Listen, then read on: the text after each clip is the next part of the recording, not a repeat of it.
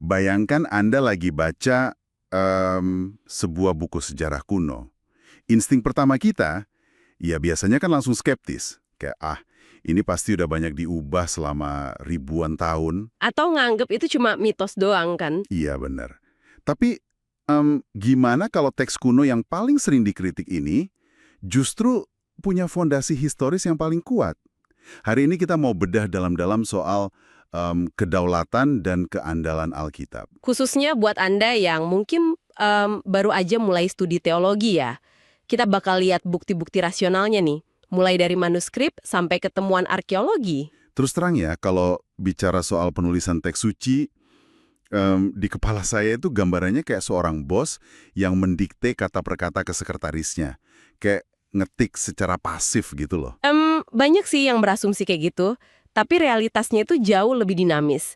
Ada proses yang namanya supertendensi. Supertendensi, itu maksudnya gimana tuh? Gampangnya gini, bayangin seorang musisi hebat yang mainin berbagai instrumen berbeda. Melodi utamanya memang dari Tuhan, tapi suara yang keluar tetap ngikutin karakteristik asli instrumennya. Oh, oke. Jadi kalau instrumennya seruling gembala, ya bunyinya beda sama trompet raja gitu ya? Nah, 100 buat Anda. Tuhan itu membimbing sekitar 40 penulis manusia. Latar belakang mereka macam-macam, dari raja, nelayan, sampai dokter. Tapi mereka tetap pakai gaya, kepribadian, dan kosakata mereka sendiri. Tunggu. Ini memunculkan satu masalah nih buat saya. Kalau ditulis sama 40 orang berbeda, melintasi waktu 1.500 tahun di 3 benua yang berbeda. Pasti mikirnya bakal saling bertentangan kan? Ya logikanya sih gitu. Harusnya jadi kumpulan tulisan yang acak-acakan. Tapi faktanya dari awal sampai akhir ada satu benang merah soal penebusan yang sangat konsisten. Konsistensi lintas milenium ini sangat sulit dijelaskan kalau nggak ada satu pikiran utama yang ngaturnya. Oke, secara tema mungkin mereka konsisten. Tapi gagasan besar kan emang gampang ya dipertahankan. Gimana dengan kata-katanya sendiri? Zaman dulu kan nggak ada mesin fotokopi. Betul, semuanya disalin secara manual. Nah, itu dia. Menyalin ribuan halaman secara manual selama berabad-abad itu kan risikonya tinggi banget. Saya jadi ingat main pesan berantai zaman kecil dulu. Yang dari kata tertentu bisa berubah total di ujung barisan ya. Iya, di awal ngomong kucing hitam, di ujung jadinya kambing tenggelam. Bukannya dokumen kuno rentan banget sama hal kayak gitu? Analogi pesan berantai itu emang masuk akal. Sampai kita bandingin standar penyalinannya dengan literatur klasik kuno lainnya. Coba, kita ambil contoh Iliad, karya Homer. Oke, karya epik Yunani itu ya? Iya, karya ini diakui keandalannya sama para sejarawan, cuma bermodalkan sekitar 643 salinan naskah kuno. 600-an salinan aja udah dianggap valid. Padahal, saya pernah baca kalau naskah perjanjian baru itu jumlahnya jauh di atas itu. Jauh banget. Jumlahnya lebih dari 24.000 manuskrip. Wow, 24.000. Jarak perbandingannya ekstrim banget ya? Bukan cuma soal jumlah loh. Ada penemuan gulungan laut mati di pertengahan abad ke-20 yang ngebuktiin kalau kemurnian teksnya itu mencapai 99,5%. 99,5. Sebentar, gimana mereka bisa ngukur persentase seakurat itu? Jadi gulungan ini bikin para ilmuwan bisa ngebandingin teks dari sekitar tahun 100 sebelum Masehi dengan salinan dari 1000 tahun setelahnya. Dan hasilnya, nyaris nggak ada perubahan sama sekali.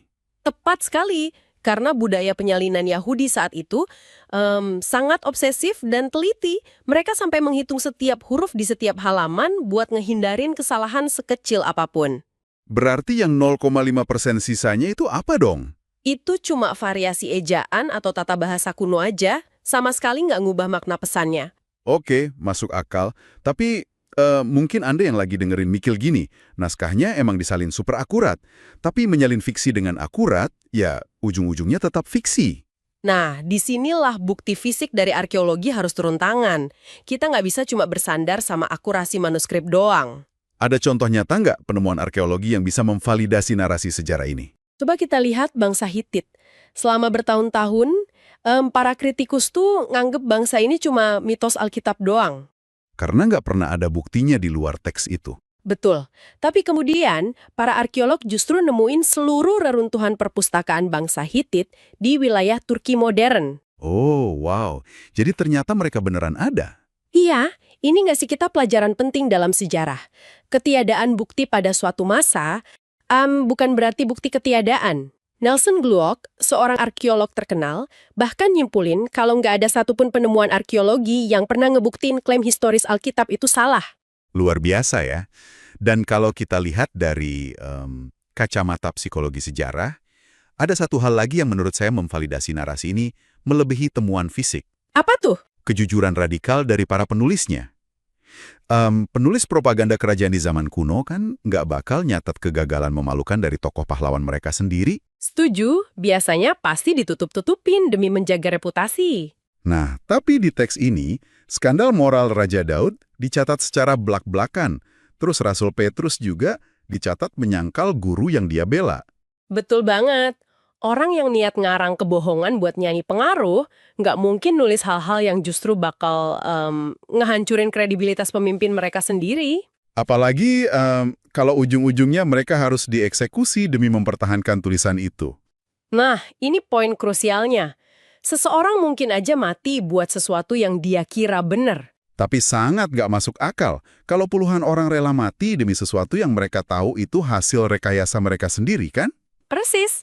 Makanya, buat Anda yang lagi pelajarin validitas teks ini, mempercayai keandalan Alkitab itu sama sekali bukan menuntut iman yang buta. Karena udah didukung sama volume manuskrip yang tak tertandingi tadi ya, terus proses penyalinannya juga teliti, dan ada konfirmasi arkeologinya. Iya, dan bukti arkeologi ini terus berkembang dari waktu ke waktu.